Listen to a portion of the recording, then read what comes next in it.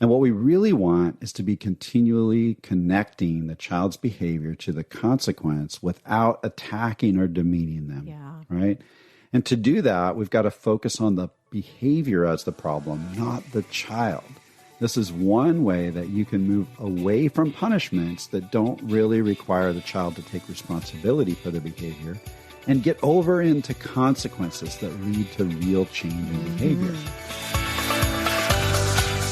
Welcome to the Blended Family Coaching Show, where you'll discover how to move your step family from just surviving to truly thriving. Grab your headphones and listen in as we share practical, real-life strategies for building healthy bonds, Understanding the kid's perspective, romance and partnership, parenting with great teamwork. and yes, even co-parenting with a difficult ex. We're Mike and Kim Anderson, and we believe with the right tools, every step couple can overcome the common challenges of step family life. Join us for authentic and sometimes comical conversations to discover how you can lead your family with confidence and create the future you really want. Hey, welcome. Thank you so much for choosing to spend some time with us today. Now, we hope that your launch into 2021 is really good so far. I mean, it's hard to believe that at the time we released this episode, it's almost halfway through January already. It's crazy. You know, as we're heading into the new year, we've been looking back at the podcast journey and wanted to give you a huge thank you, especially to those of you who've left us a rating or a review since we got started. You know, honestly, it was a bit nerve-wracking when we launched this podcast just a little over a year ago. We really weren't sure if anyone would listen or if we could bring any real value in this particular venue. And it's been so encouraging to hear how you're being impacted. It's humbling and exciting at the same time. So thank you for your encouraging responses. It really does make a difference for us to continue to develop value for you. And it helps build our visibility to other blended family couples who need support. So thank you so much. And if you haven't taken a few moments to leave a rating or a review, would you consider doing that right now for us over on Apple Podcasts or whatever platform you might be listening on that has a rating or a review system? And while you're doing that, make sure you hit subscribe so that you don't miss out on any of our upcoming episodes. Absolutely. So, We'd really appreciate that. And you know, Mike mentioned that our goal is to bring value. And one thing we've noticed is that a number one reason that couples reach out to us for support is around parenting. It can be really tough. Parenting is hard, whether you're in a first family or in a blended family. And we focused on one aspect of parenting in our last episode. We mapped out 4 steps for setting and holding healthy boundaries with kids. And let's just review those steps real quick. The first one was all about love, which is where you always want to start, showing empathy through love. The second step was expectations and requirements. And we like to call this your family's code of conduct. So you're making sure everyone understands what's expected. The third step is all about freedom, right? Because kids can choose to either respect the code of conduct or not. And if they choose to violate the code of conduct, then you move to the final step of holding healthy boundaries, which is giving appropriate consequences for poor choices. Now, of course, all of this sounds really simple when we lay it out like this, but actually implementing boundaries, and especially that 4th step of following through with consequences, it isn't always that simple. And this is where many couples tend to get stuck. And for couples in blended family dynamics, there are usually some extenuating circumstances that makes this process even more complicated and challenging. So we all want to be good at coming up with appropriate consequences that are effective and that help kids to take responsibility for their choices and learn more self-control. But when kids decide to exercise their freedom and violate the boundaries, many parents and step-parents struggle to figure out how to respond. And notice that I said when, not if. That's right. It's really not a matter of if your kids will test the boundaries. It's more about when they do. And the question you want to ask yourself is, are you prepared to follow through appropriately when that happens, right? Because it's going to happen. Kids are far from perfect. They'll make mistakes. They'll take the path of least resistance to avoid getting into trouble. They make poor choices that go against the expectations. We cannot expect our kids to make good choices all the time. That's true. Yep. So we need to be ready when the time comes to develop consequences that'll help our kids learn and grow from their poor choices. And that's what we want to focus on today, because we know this can be challenging. We've been there.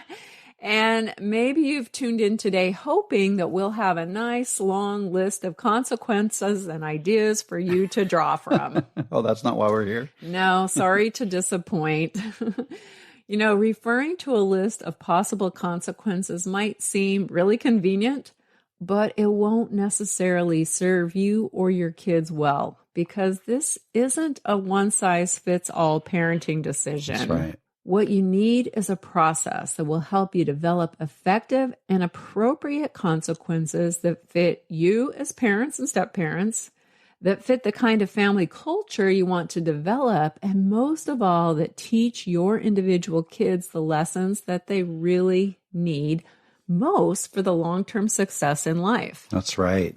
So we want to start by facing the reality about our own lack of thoughtfulness and imagination when it comes to consequences. Doesn't that sound thrilling, right? Whether you want to admit it or not, you know exactly what I'm talking about because it's very familiar to you. It's that standard go-to consequence. Oh, yeah. And we all have these as parents. That default consequence that you just kind of blurt out when you're frustrated. It's the one that's kind of that catch-all for whatever the offense was. I want to ask you, what's your go-to consequence? Your child makes a poor choice. Is it a timeout? Is it a grounding? Maybe confiscating their phone, eliminating some kind of screen time? Mm-hmm. We all have fallen victim of the go-to consequence. And have you ever noticed that those go-to consequences seem to be less and less effective over time? Yeah, they lose their power. Yeah. That's what's going on when the kids seem to be just doing their time, rather than internalizing the important lesson that they really need to learn when they made a poor choice, right? It's because that go-to consequence is getting less effective. We all know it's happening, but we don't really know how to stop it. We hear from lots of step couples who get stuck when they're trying to think up effective consequences. They reach out to others looking for ideas. They're hoping to find kind of a menu of consequences that they can choose from when they need it. But instead of doing that, we want to encourage you to start working on a system to develop consequences as a team that are based on your values, on the safety of your kids, on your relational goals, and ultimately, like Kim said a moment ago, the lesson that the child needs to learn in order to be a healthy adult someday. Absolutely. Yeah. A few years ago, we had to come up with a consequence for our son, Jacob, because we learned from his sister that he had been picking on her. He was kind of bullying her during some of their extracurricular activities. And one specifically was during their unicycle club practice. Yes, they both ride unicycles. Yes. It's quite entertaining. So we heard that this had happened several times, and we actually confirmed it with the adults in charge at the club. And we were surprised because this was kind of out of character for Jacob. Yeah, it really was. But it seemed that he had become frustrated with Phoebe, and he lashed out at her in some ways that were really unkind and not okay. Yeah, and honestly, my first reaction to all this was pretty simple. Just use the go-to consequence, right? He loves screen time, so let's take away screen time.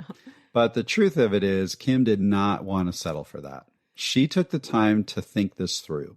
She wanted our son to learn a lesson, and she wanted our daughter to be affirmed and for their relationship actually to be restored. This was a bigger problem than him just being unkind. Yeah. Ultimately, what you really wanted, honey, was for the punishment to fit the crime rather than just settling with me on the go-to, right?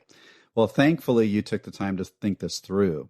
And Kim ditched the go-to and followed a fairly simple process to come up with a consequence that was more appropriate and effective. Well, we did it together. Yeah, we did. But we're going to share that process with you today so that you can ditch your go-to as well and really level up the consequences that you need to deliver for the benefit of the kids and ultimately the benefit of your family. Step up your game. And by the way, we've got a special freebie for you today to help you practice this process the next time one of the kids violates a boundary. Just sit back and listen. You don't have to grab your paper and pen today because we've got that. We've got you covered. That's right. And what it is, it's your 5-step consequence plan worksheet that you can just download over at support.mikeandkimcoaching.com/074 because this is our 74th episode. Yay.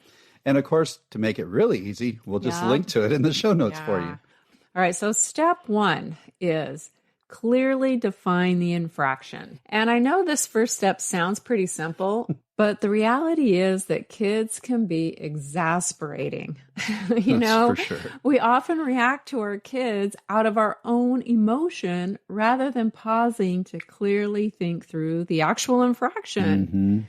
I've snapped at our kids. I've yelled at them. I've doled out ineffective consequences in the heat of my own frustration and exhaustion, not necessarily because their actions even warranted it. And I'm sure we've all been there. And these are the times we need to pause and consider a few things before we jump the gun with that on-the-spot consequence. And the first thing we want to consider is their behavior hurting someone or hurting themselves? Is this situation unsafe? Yeah. The next thing is their behavior destructive? Are they breaking things? Does their behavior violate our family values and our code of conduct? If I haven't clearly set an expectation or a boundary around this behavior, I really can't expect my child to follow it. And is there a good reason why the child deserves a consequence for this behavior? If I can't clearly and concisely describe how their choice or behavior is unsafe, destructive, or violating an important family value, then it's possible they don't need a consequence at all. We need to be careful that we aren't just handing down consequences because we're feeling annoyed with our kids. Believe me, I've been there. But what this does is it frustrates a child and it causes them to question you. They come up with these whys. Why are they being disciplined over things they aren't even clear about or things that don't make sense to them? It's really confusing. And another thing we want to consider is our child just simply having a bad day? Maybe they're feeling grumpy. Maybe they're hungry or tired or struggling through a tough emotion. And maybe something has caused them to be a bit on edge, acting angry or curt or dismissive, maybe even withdrawing, but they haven't actually crossed a boundary line. Now, this would be a time to use your emotion coaching skill to help your child process what's really going on, because we all have bad days and we all experience difficult emotions in life. This probably isn't a time to hand down a consequence. So take the time to clearly define the infraction to yourself first before you take any action at all. And if you need some support with emotion coaching, go back and listen to episode 71, How to Help Kids Cope with Painful Holiday Disappointment. And yeah, it's focused on the holidays, but the parental skills in this episode apply to everyday life. So you want to go back and review that. Yeah, that's right. Now, Kim's just laid out a whole lot of really relevant questions as you're clearly defining the infraction. And part of this first step of clearly defining it is being careful about rushing in with immediate consequences, right? Unless there's a safety issue or a destructive behavior going on, it might not be necessary to respond immediately. When we get what I call trigger happy with immediate consequences, we can run into a few problems. One of them is that most of us have difficulty thinking of an immediate consequence in the heat of the moment when we're emotionally triggered and upset with the child. This just isn't a healthy mindset to be parenting from, especially when what we really need is wisdom around how to guide the child and help them to learn a better behavior. Wisdom and stress don't usually mix very well together, right? And in reality, when we're delivering this immediate consequence right in the heat of the moment, we usually don't have a good dose of empathy toward our child in the midst of that, which is really crucial. And we're going to talk more about that in a minute. Now, when we force a consequence in the moment, when we might be feeling angry or disappointed, we actually are the ones who tend to own the problem ourselves rather than actually handing that problem back to our child. Some of us believe that our child's poor behavior is our problem to fix rather than allowing the child to own it and take responsibility for it themselves. Yeah. In other words, we make the problem about us. Mm-hmm. But what we really want is for the child to internalize their poor choice as the problem that needs correcting. We don't want them to be focused on our emotional reaction and start believing that that's the actual problem. Yeah. Consequences are a tool to help kids own their own behavior, and they shouldn't be used as a way for parents to kind of vent their own emotions toward the child's behavior. It's not going to lead to the outcome we're looking for. So that's another issue of just rushing in with immediate consequences. Another problem is that we don't take the time to anticipate how our child will react to our response. And this is important for blended families because there are so many relational dynamics going on. And you need to be mindful about how each child will internalize and interpret a consequence. You know, in our situation with our son Jacob, this poor behavior was directed at his biological sister. But when there's conflict between step siblings, you'll need to really consider what the right consequence should be so that it doesn't cause further relational damage or create the perception of favoritism. Mm-hmm. So back in episode 19, which is called How to Help Step Siblings to Get Along Better, we discussed some of those things that you need to consider as you settle disputes between the steps. So that's right. Another thought to think about. We'll link to that episode in the show notes. Yeah. Now, another problem is that you don't take the time to get creative and really think about how you'll take advantage of this teaching opportunity to make the biggest impact. And this is absolutely critical. And it's what we're talking about today. We're walking you through that. You might need some time to gather more information, put together a reasonable plan, even recruit some support to carry out the right consequence. But often immediate consequences don't allow for what's really needed. Yeah. And when you make snap decisions with consequences, if you're anything like me, you might end up making threats that you can't back up. I'll be quiet. Yeah. The reason why we need to give consequences is because that's how kids experience this fundamental law of life. Good behavior brings good results, and bad behavior brings uncomfortable results. Mm-hmm. Kids need to know what will happen when they cross the line.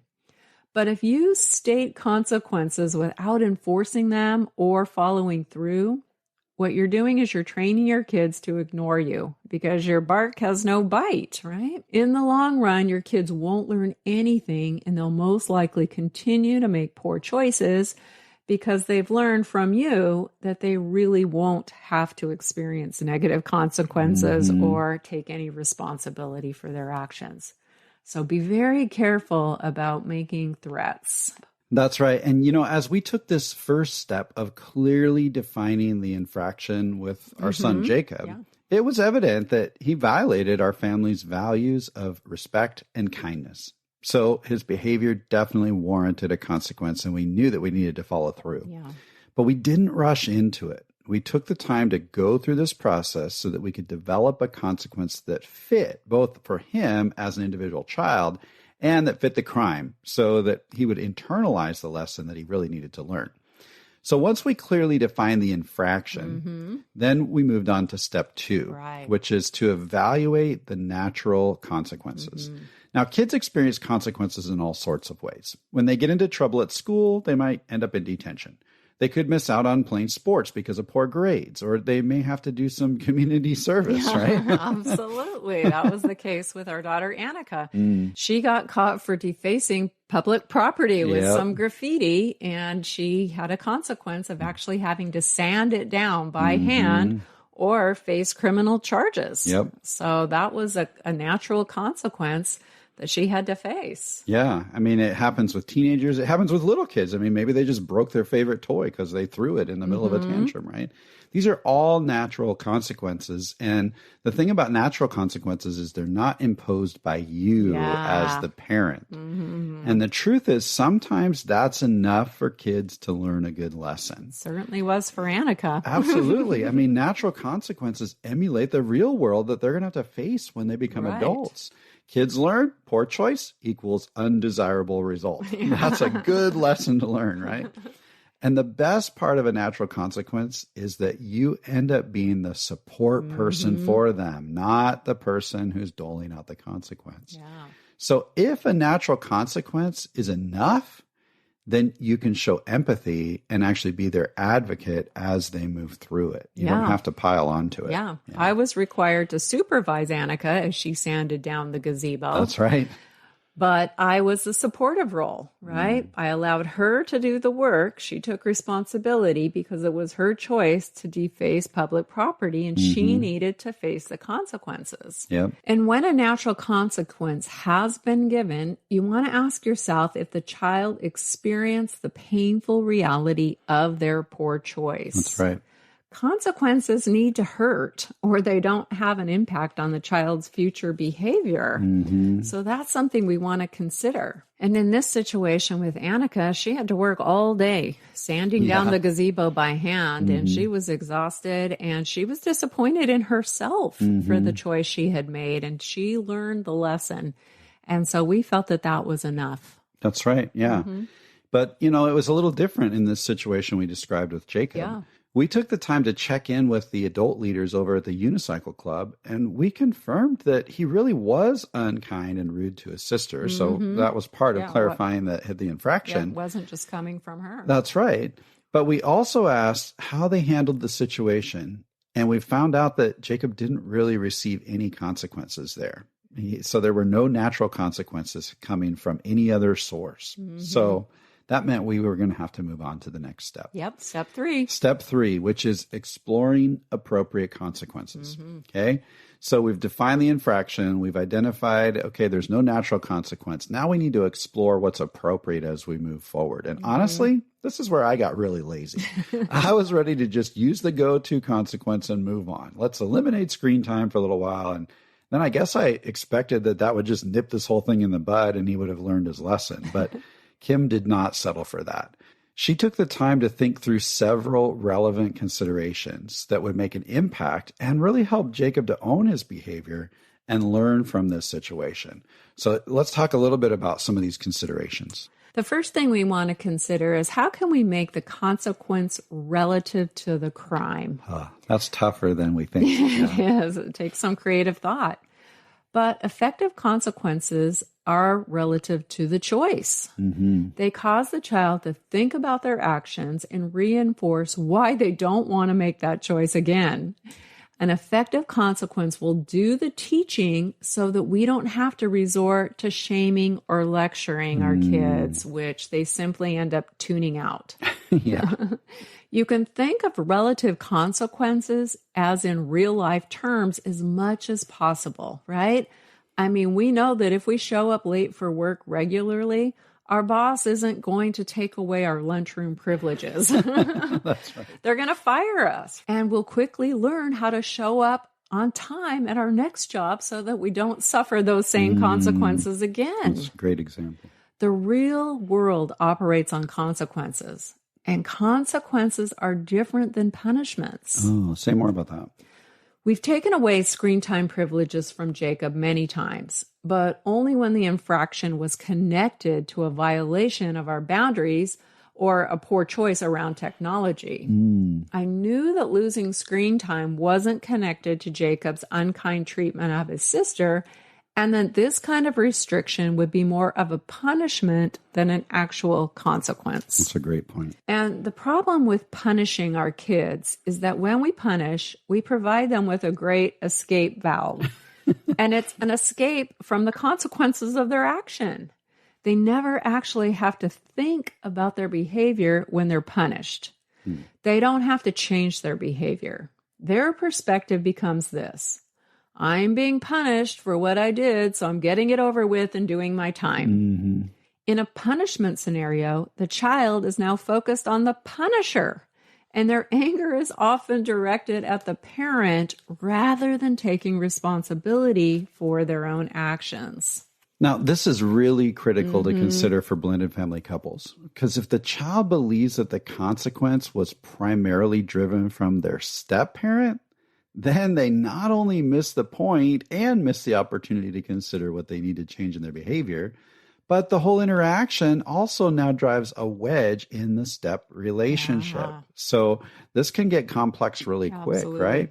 That's why this is a team effort. As much as possible, you've got to work together as a couple through this process, and then be sure that the final result, the consequence you decide on, is something that you're both genuinely in agreement with. The truth is that effective consequences that are relative to the crime will leave kids thinking very hard about their behavior and their responsibilities. Consequences lead to self-examination, thought, and change, and they build relationship. Punishments don't do any of that. That's good. What we needed to do was land on something that helped Jacob to own his poor choice and take responsibility for it. That's right. That was the goal. Yeah. And then we also need to consider how we can make it relative to the child. Yeah. Look, kids are individuals, and a consequence that's effective for one child may not actually be very effective with another child, even in the same home. Yeah. Considering things like a child's personal preferences, their age, their developmental stage, their personality type, all of these things help in creating effective consequences. Now, Jacob is a thinker, so we wanted to come up with something that would give him a little time to think about his behavior and something that would help him to repair his relationship with his sister. Yeah, she was pretty upset. That's true. Now, remember, consequences are not one size fits all. So you don't have to give the same consequence to all the kids, even if they make the same poor choice. You need to find something that allows the child to experience that painful reality of their behavior. And that could look different for every child in your home. Yeah. So make it relative to the child. You also want to think about making it appropriate in magnitude. Okay. So when consequences are too small, kids don't care and they don't really learn much. When consequences are too big, kids get confused and they get hung up on the injustice of it.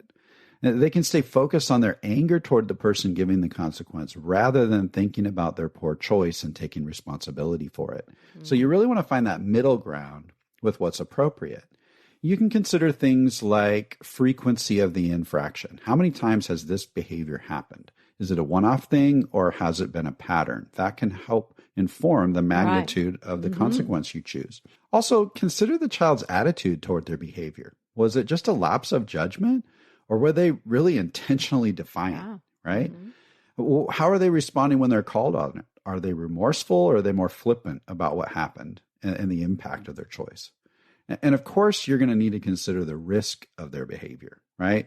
The two extremes might be, little to no harm caused to something illegal or causing emotional or physical harm to themselves or others. Yeah, absolutely. The magnitude issue is one where step couples often disagree and tend to get stumped. And there's a simple explanation for why this can be so challenging.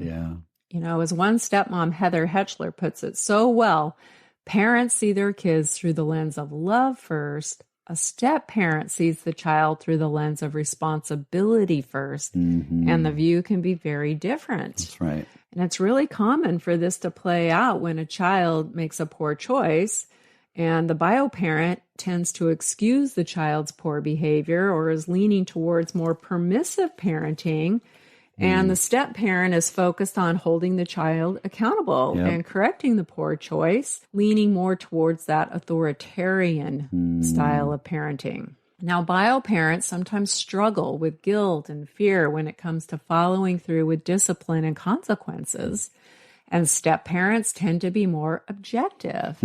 But this can actually work to your advantage because a step parent can really help the bio parent to overcome their parental blind spots, and they can help create effective consequences to help the kids learn. But you must be strategic as you work through parental decisions together. That's right. And this was an area where, we're talking in this episode that Mike wanted to go to the go-to, but really Mike is great at coming up with creative consequences. I was just being lazy at this point. That time, But honey, you helped me so many times behind closed doors come up with great consequences for Annika's behavior. So if you're struggling with this challenge in parenting and you just can't seem to find agreement around when a child needs to experience a consequence and how to find that middle ground of magnitude, we want to encourage you to keep learning about step-family dynamics, specifically around parenting. You can get there. Yeah, that's right. And to help you with this, we've linked several episodes for both bio parents and step parents to gain insight around parenting styles and parenting child allegiances. And we want you to be able to move beyond your disagreements and parent as an effective team. Yeah, and you can. You can get there. That's right. So one more thing to consider as you explore appropriate consequences, and that is you've got to get creative, right? Absolutely. This is where we really ditch the go-to consequence. Because usually when parents react with a go-to consequence, it's most often related to our own energy. We're busy and we're tired and we just don't want to put the effort into thinking up some creative consequence. Yeah. The cost is that our kids don't learn. A repetitive go-to becomes white noise for kids. They just tune it out. When we revert to the go-to over and over, our kids aren't internalizing the lesson or taking responsibility for their actions. And so often, they're just going to continue to make that same poor choice because they aren't making the connection. Yeah. So taking the time to come up with a creative consequence that's relative to the crime is going to pay off in the long run. You won't see the repetitive behaviors once your child's able to make that connection and internalize what they really need to learn. Yeah. We're so excited to let you know about something brand new we've created just for you. We've realized that with so many episodes available here on the show, it might feel a bit overwhelming to find the topics that matter most to you. That's why we've created a simple tool for you to receive a personalized playlist focused on your current struggle or your biggest challenge. That's right. It's called the Blended Family Breakthrough Quiz. You'll answer just a few questions, and based on your responses, we'll email you a curated custom playlist of episodes that are specific to you. This simple quiz will direct you to the most impactful episodes that pertain to you personally and keep you on track in your journey of discovery, learning, and growth. So, scroll all the way to the bottom of the show notes for this episode and click the link to take the Blended Family Breakthrough Quiz today. Okay, let's get back to the discussion. With Jacob, our goal was to create a consequences that got his attention and would impact him long term. Yep. So that the next time he was tempted to be unkind to his sister, he'd think first and recall that past consequence for that choice and hopefully make a better one. That's right. So this was my creative suggestion for Jacob. We can require him to do Phoebe's chores this weekend and also give him a time frame to offer her a genuine apology for his unkind behavior. Ooh. Yeah. Man, doing your siblings' chores, that's not fun. But see, this consequence fit the crime. It caused Jacob to think about his choices while he was serving his sister by doing her chores. He also had to own up to his poor behavior when he offered her an apology. And this consequence also affirmed to both kids that we weren't going to allow behavior that went against our family's value of respect and kindness. Yeah, this was a really good and appropriate consequence in this case, but I want to remind you that these are bio siblings. They are not step siblings. And you have to carefully consider the step relationships in any blended family when it comes to this kind of decision. There are lots of things that can strain step-sibling relationships, and you don't want your consequences to be one of them. So It might not be appropriate to have a step sibling do another step sibling's chores. It might not be appropriate to even require an apology between step siblings. You have to really think through that. And so we're not suggesting this as a consequence for you to pull off of a list and try to use. What we're trying to describe here is how we got creative around how we would approach this set of bio siblings. So be very careful as you think through this. It's also not appropriate for step siblings to be unkind and disrespectful towards each other. Absolutely, we have to hold them accountable. So you do have to take action, but carefully consider the consequence. Absolutely. All right. So those are all things that we need to consider while we're working through this third step of exploring appropriate consequences. We want to make the consequence relative to the crime. We want to make it relative to the child.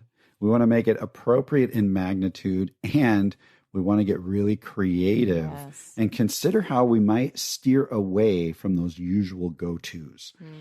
Now, once you've really thought through that, it's time to move to the next step. And here's what step 4 is, okay? It's going to sound kind of funny. Don't overthink it. Okay, by now, you might feel overwhelmed as you've been listening to this. You're going, seriously, do all of this just for a consequence? Don't get bogged down trying to come up with the perfect consequence. Look, you can do all of these steps in about 15 to 20 minutes, even when it's a serious infraction. Maybe 30 minutes. Maybe 30 minutes. All right. But the point is, it's not hours and hours of work. Don't get bogged down. Yeah. And remember, you don't always have to respond right away to every infraction. Don't be pressured into coming up with a consequence in the moment, that reactionary thing that we talked about earlier. It's okay to give yourself some breathing room, which will allow you to consider all the options. And you want to work as a couple behind closed doors and do your best to keep moving forward. Yeah, absolutely. You know, we really appreciate the Love and Logic anticipatory consequence technique. Ooh, that sounds highly technical. Yeah, but it really allows you time to consider, anticipate, and develop an effective and logical consequence that you can actually follow through with. This technique also allows your child to anticipate or think about various possible consequences they might be facing, That's right? And the technique really gains its power from basic conditioning. When we consistently respond to a child's poor choice with, I'm going to have to do something about this. We'll talk later. And then follow that up with empathy and consequences. Eventually, the phrase, I'm going to have to do something, it actually becomes a consequence in and of itself. That's right. An anticipatory consequence, which allows time for the child to think about their own behavior and the fact that they'll be taking responsibility for it soon. Yeah, that's right. You know, our kids have gotten used to the fact that we usually don't give a consequence immediately. We can sometimes make them wait a day or two. Yeah, and they have to sweat it out a bit. Yeah. All right. So you've got the first 4 steps to developing consequences. One is clearly define the infraction and decide if it even warrants a consequence. Right. Second is evaluate the natural consequences. That helps you decide if you need to give a consequence. Then you're going to explore appropriate consequences. We just talked a lot about that. And remember, don't overthink it, right? Don't get bogged down. Paralysis by analysis is not good here, right? Now you can move on to step 5, the final step, which is delivering the consequence. Yes, very important. Now, first, you're going to want to make sure that you're in a calm frame of mind. Avoid giving consequences when you're feeling emotionally charged or angry. Choose a time that you can speak in a kind tone with relaxed body language. And remember to get down on your child's level and maintain eye contact with them. Always start with some love, some empathy as you describe that infraction. Here's something like what we said to Jacob. Hey, buddy, we love you too much not to teach you about the right way to behave and how to treat people. We want good things for you because we care about your future. It's really a bummer that you made that choice to be unkind to Phoebe and that you weren't respectful toward her while you were at Unicycle Club. Can you tell us how your behavior reflects or maybe doesn't reflect our family's values of kindness and respect? And then it's a time to just be quiet and listen, right? So we're confronting the actual infraction first with empathy. Some kids will take responsibility right away. They'll own it. Others are going to try to deflect or blame or defend themselves. It's okay to let them express their perspective and explain the circumstances from their point of view, but don't allow them to negotiate or try to avoid the consequence. No. Jacob shared that he was frustrated that Phoebe had been bossing him around, but also admitted that his behavior didn't reflect our family values. So as you're listening to the child, you can continue to affirm them and still hold firm as you move forward with the consequence. Right. So I said something like, hey, bud, I understand why you're feeling frustrated that Phoebe was bossing you around, and that must have been hard for you, right? That's empathetic. Mm-hmm. But look, it's not okay to treat her the way you did, and it's a real bummer you made that choice. And because of the choice you made, you're going to be doing all of Phoebe's chores this week, and we expect you to offer her a genuine apology by the end of the week.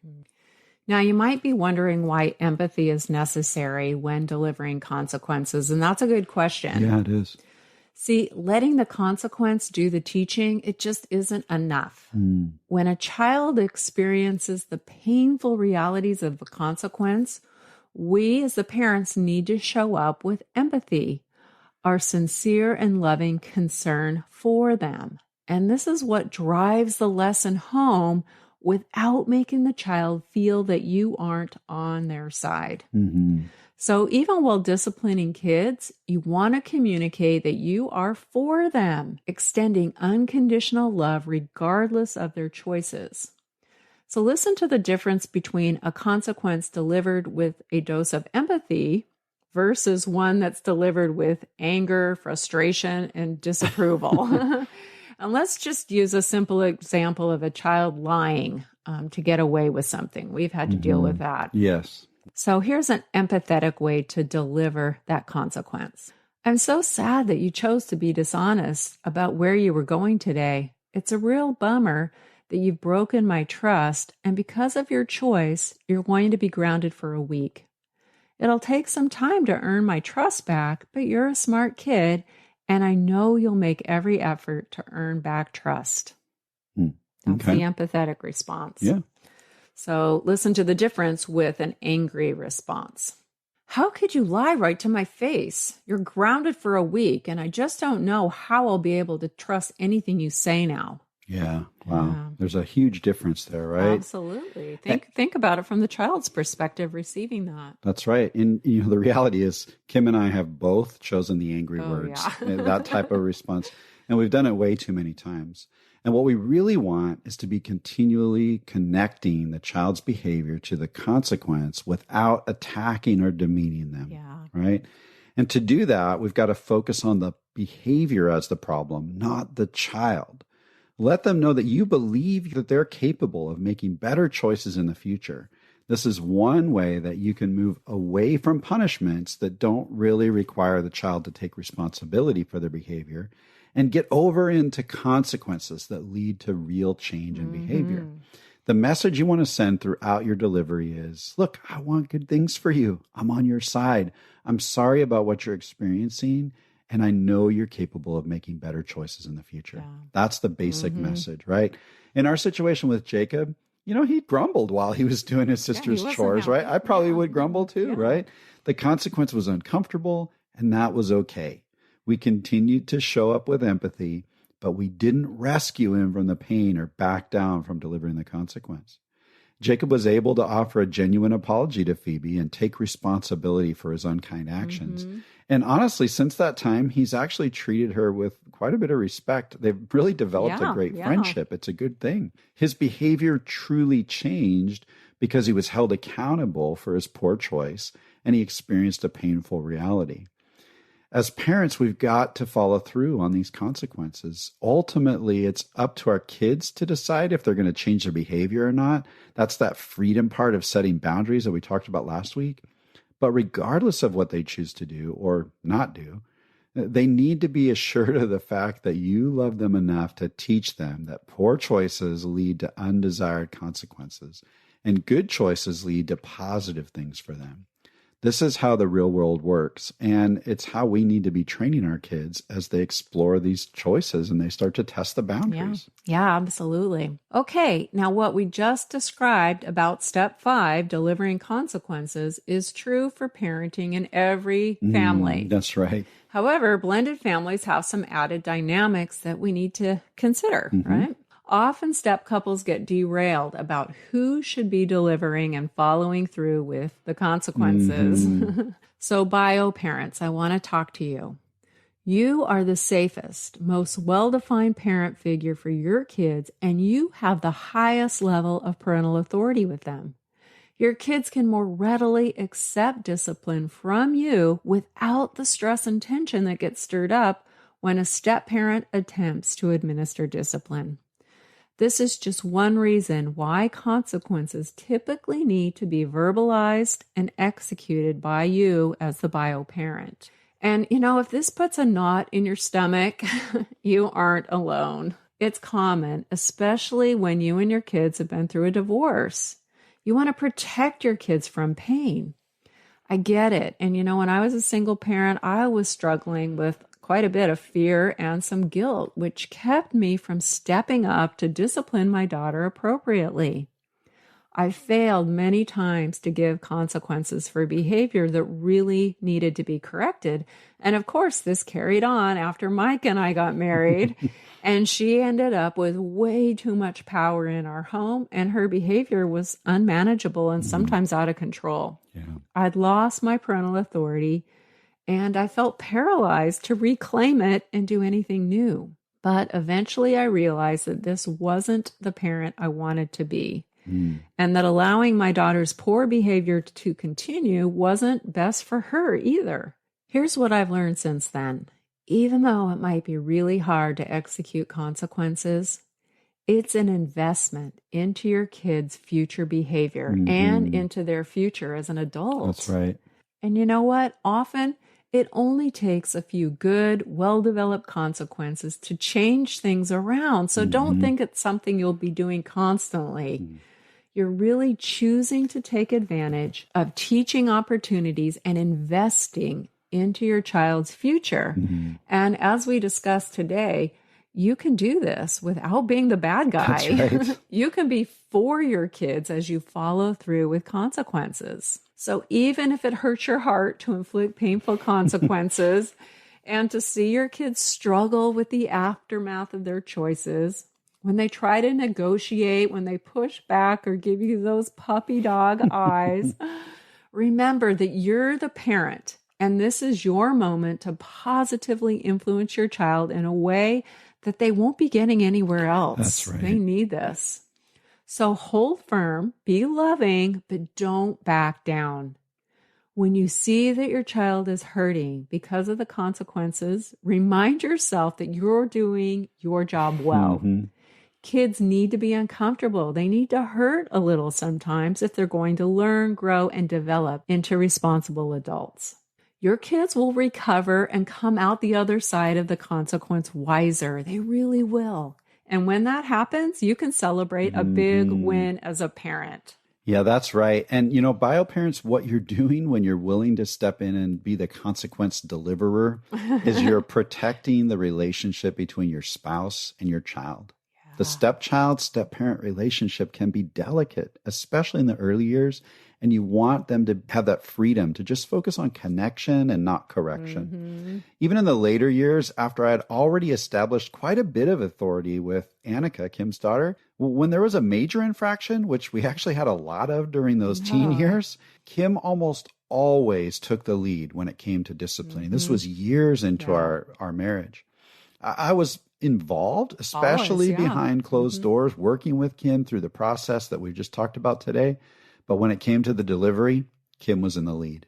And that protected the work that I had already done to build a strong bonded relationship with Annika and set me up to keep doing that even after a serious consequence had to come into play. Step-parents, stay focused on building a connected and trusting bond with your stepkids. Don't attempt discipline when it's inappropriate with a stepchild, unless it's absolutely clear that they're willing to accept that kind of authority from you without creating a wedge between you. Yeah. And one more tip about delivery. bio parents, when you're delivering a consequence to a child, make sure you're on board with that consequence and don't throw the step parent under the bus. That's right. Yeah. If you hear, well, you're just doing this because he told you to or she told you to. Right. Don't let them get you derailed. Yeah. Yeah. You need to own your consequence and carry through with it and believe in it. Yeah. One simple way to kind of respond to that when the kid blames the step parent is to say something like, hey, we did talk about it, but I believe this is important for you to learn. And so I'm going to follow through with this consequence. Yeah. Don't throw the step parent under the bus. That's right. All right. So we've given you a lot to think about today, but don't forget step 4. Don't overthink this. Don't overdo it. That's right. And remember that we've made it easy for you to work through this process yourself by downloading your free copy of your 5-step consequence plan worksheet that you can download at support.mikeandkimcoaching.com/074. And we're really hopeful that this is more valuable for you than a simple list of cookie cutter consequences. That's right. And that you're ready to put some energy into developing appropriate and effective consequences the next time that your kids make a poor choice. That's right. In the big picture of raising kids, your efforts will pay off, especially when you start to see your kids take responsibility for their own actions and make better choices because of what they've learned from the consequences you developed.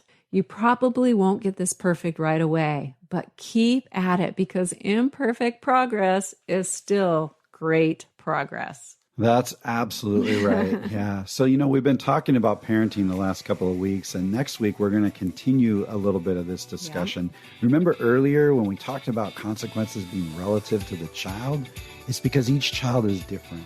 And we're going to do a little deeper dive into that next week, and we're going to talk about parenting different kids' personality types. Yeah, how they're wired. Absolutely. So we can't wait to talk to you about that next week. But for now, this makes this episode a wrap.